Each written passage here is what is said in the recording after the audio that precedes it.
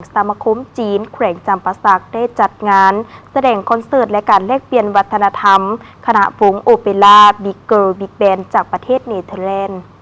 ในค่ำคืนวันที่22 กุมภาพันธ์มาสมาคมจีนแขวงจำปาสักได้เป็นเจ้าภาพจัดการแสดงคอนเสิร์ตและการแลกเปลี่ยนวัฒนธรรมคณะวงโอเปร่าบิ๊กเกิร์ลบิ๊กแบนด์จากประเทศเนเธอร์แลนด์โดยเป็นเกียรติเข้าร่วมของปริญญาเอกสุขสวรรค์วิไลวงศ์ประธานคณะกรรมการปกครองแขวงจำปาสักปริญญาเอกวรรณไสย ซาดตระกูลเลขาพรรคนครปักเซ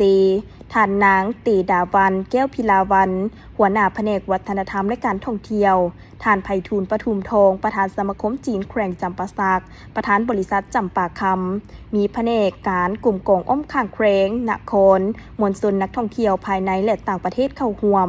ในพิธีท่านไพฑูรย์ปทุมทองได้กล่าวต้อนรับคณะวงดนตรีโอเปร่าบิ๊กเกิร์ลบิ๊กแบนด์จุดประสงค์และรายงานการกระเกี่ยมเปิดการแสดงในครั้งนี้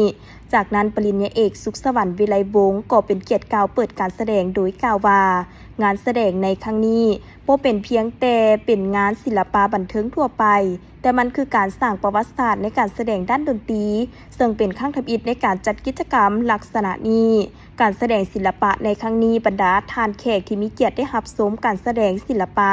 จากแผนกวัฒนธรรมและการท่องเที่ยวแขวงจำปาสักและคณะวงดนตรีบิ๊กเกิร์ลบิ๊กแบนด์จากประเทศเนเธอร์แลนด์ซึ่งได้มีการแสดงผสมผสานกันซึ่งกิจกรรมที่มีความหมายความสำคัญนี้จะได้เป็นการโฆษณาเผยแพร่วัฒนธรรมลาวออกสู่เวทีสากลนับมือนับก้องควางเป็นการสุขยูส่งเสริมเวียกงานด้านวัฒนธรรมการท่องเที่ยวโฆษณาดึงดูดนักท่องเที่ยวให้เข้ามาเที่ยวชมแขวงจำปาสักนับมือนับเพิ่มขึ้นเพื่อเป็นการกระตุ้นเศรษฐกิจก็คือการบริการท่องเที่ยวภายในแขวงตอนท้ายปริญญาเอกสุขสวรรค์วิไลวงศ์ท่านไพฑูรย์ปทุมทองและคณะทานที่เข้าร่วมได้มอบของขวัญและช่อดอกไม้ให้คณะวงดนตรีบิ๊กเกิร์ลบิ๊กแบนด์และคณะศิลปะแผนกวัฒนธรรมและการท่องเที่ยวแขวงจำปาสักที่ให้เกียรติมาแสดงในครั้งนี้อีกด้วย